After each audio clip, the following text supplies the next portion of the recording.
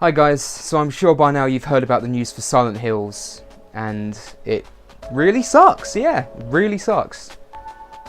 With Kojima leaving the company and PT being pulled from the PlayStation Store, a lot of people had been questioning whether the game had been outright cancelled. Well, Konami made that statement, and there are a few things that we can be sure of. Norman Reedus likely won't be in the next game at all as his contract has expired, and Hideo Kojima and Guillermo del Toro definitely won't be involved.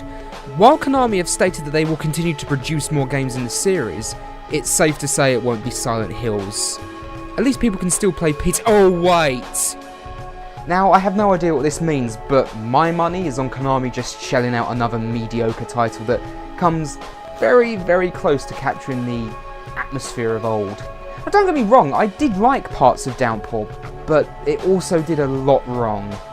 Now, opinions on that game are rather mixed, but many agree that while it may not be a terrible game, it's not a particularly good one either. Don't get me wrong, I did enjoy my time playing Downpour. It's easily the best of the Western-made games in the series, but it just didn't really do enough. Look, I'll probably cover Downpour more in depth at another point, so let's just move on. Now, there's a question that's been rattling away in my head recently, and that's, what's next for the Silent Hill series? Now, survival horror has been a bit wobbly lately, but if it wasn't for Creative Assembly's fantastic Alien Isolation and From Software's incredible Bloodborne, I'd be very worried about the state of console survival horror.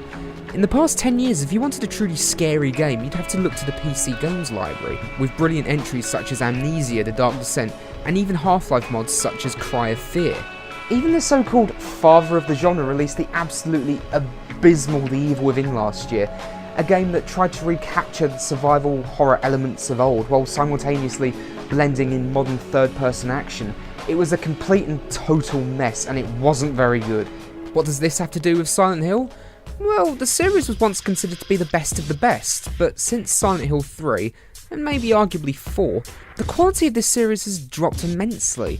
While Homecoming and Downpour both had some decent moments, both of them really failed to capture the overall feeling of dread that was synonymous with the series up to that point. The over-reliance on action for Homecoming and the uninspired story and monster designs of Downpour really kind of sum up both entries in the series. Having played PT, I was actually pretty excited for Silent Hills. Sure, I've jumped on Kojima's back recently for the embarrassment of Ground Zeroes, which I'm starting to think might have actually been Konami's idea, and his continued and questionable female character design, but I was genuinely interested to see him take on the horror genre. Besides, PT was genuinely frightening and incredibly atmospheric, being one of the few games I've played in the last few years that legitimately got inside my head. But who knows, maybe Silent Hill wouldn't have played anything like it. Unfortunately, we'll just never know. So let's get back to my initial question. Sorry about the tangent. What is next for this town we love to fear so much? Well, we had a horrible sequel to an average movie adaptation in 3D, which makes everything a bajillion times better. Will we get another horrible film adaptation? Another fucking dungeon crawler? I'm still waiting for Pyramid Head's super fun kart racing. We've come a long way since that little old game on the PlayStation 1. We've had ups and ups and ups, and then the downs. Now, there are a few things that Konami could do. Number one, they could give virtual games another shot. Number two, they could outsource it to another dev team. Number three, they could reboot it. Or number four, well, they could just end it. If I could choose, you won't like my opinion, but I'm going to go with 4.